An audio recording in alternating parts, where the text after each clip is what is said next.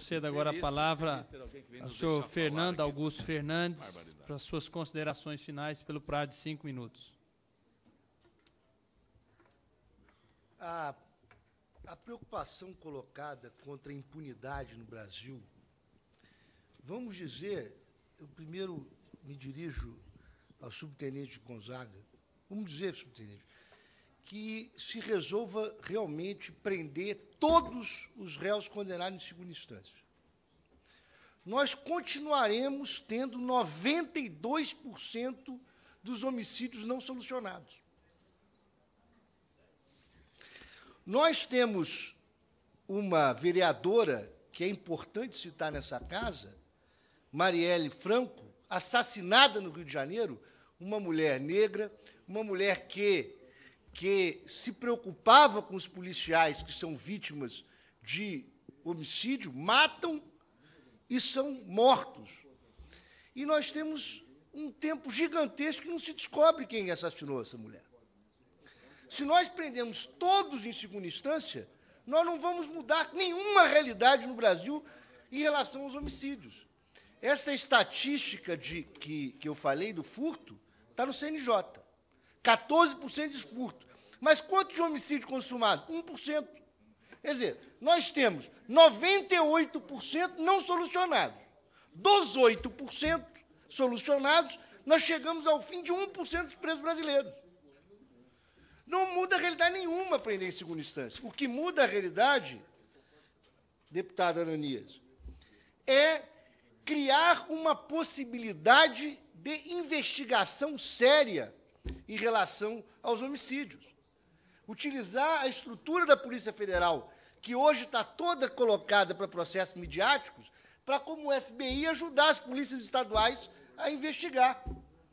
Isso, sim, é ter condições de impedir a impunidade. Porque, de fato, o direito à liberdade, a ir e vir, que é o discurso fundamental para, muitas vezes, se dizer que tem que diminuir recursos da defesa para defender o direito de vir dos outros, e eu quero que minha filha tenha o direito de ir e vir, sem ser estuprada, sem dar preocupação ao pai se vai voltar para casa vivo ou não. Eu quero que seja feito, mas como? Criando-se a estrutura correta para a polícia trabalhar, para a polícia investigar. Porque diminuir recursos de defesa não muda em absolutamente nada a realidade.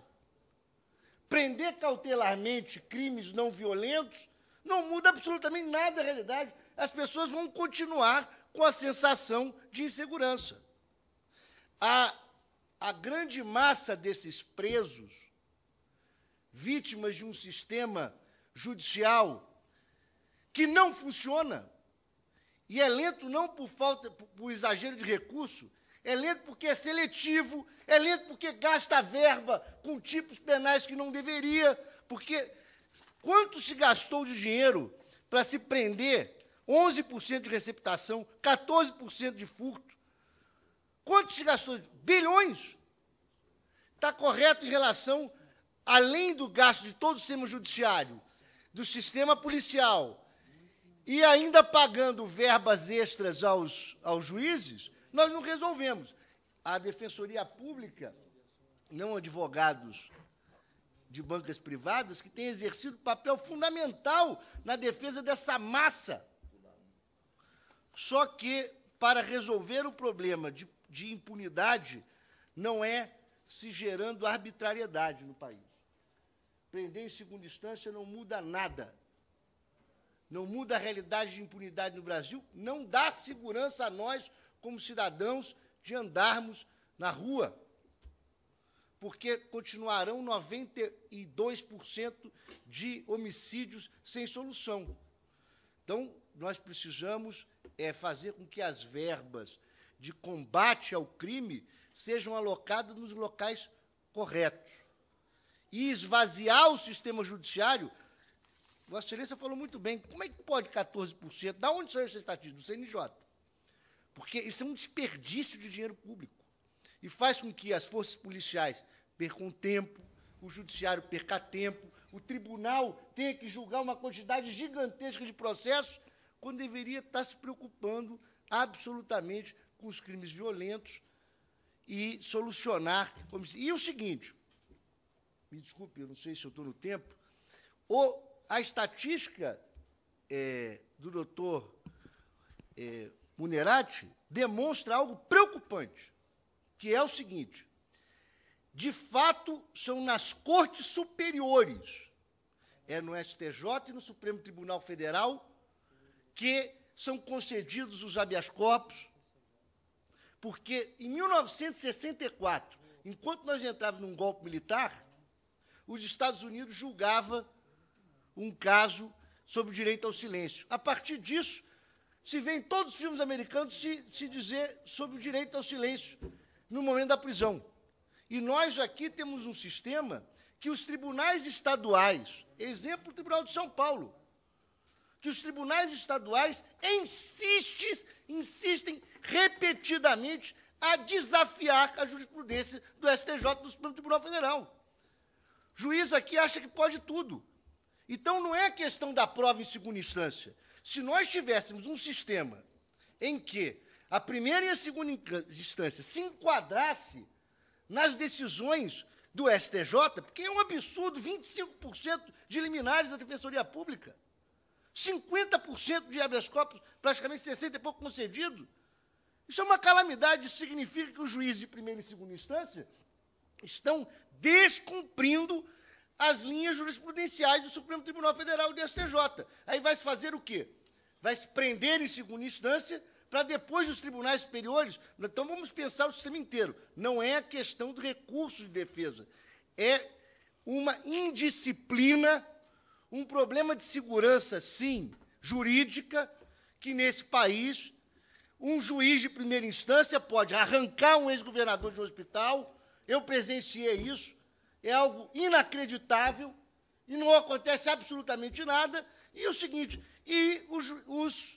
um desrespeito às cortes superiores. Eu dou parabéns à Defensoria Pública, que tem enfrentado esse sistema que juízes de primeira e segunda instância, o desembargador Rui aqui disse, quantas vezes é vencido sobre coisas absurdas. Eu assisti uma palestra do desembargador no tribunal, pessoas presas por armas que não funcionam.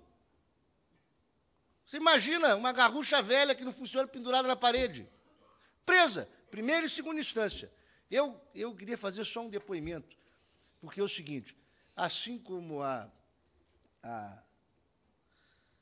deputada Clarice Garotinho relatou algo pessoal, eu tenho um irmão, Médicos Sem Fronteira, foi para a Bósnia, Sri Lanka, foi do grupo que ganhou o Prêmio Nobel da Paz, respondeu, em 1988, um processo por tráfico de drogas. Foi condenado em primeira instância, condenado em segunda instância, o STJ não reconheceu o recurso especial e o Supremo não reconheceu o recurso extraordinário. Sabe o que ocorreu? O Supremo Tribunal Federal concedeu uma ordem de habeas corpus de ofício, 3-2, para anular o caso inteiro, reconhecendo que era um médico denunciado e condenado por tráfico de drogas, com comprovação absoluta de que estava condenado por exercício da medicina, porque tinha atendido um paciente. Isso é um caso de um sujeito condenado em todas as instâncias. E isso se multiplica aos milhares. Aos milhares. Portanto, é o seguinte, eu quero que minha filha ande na rua, volte para casa com segurança, mas não abdico da minha liberdade e não confio num poder judiciário seletivo como esse.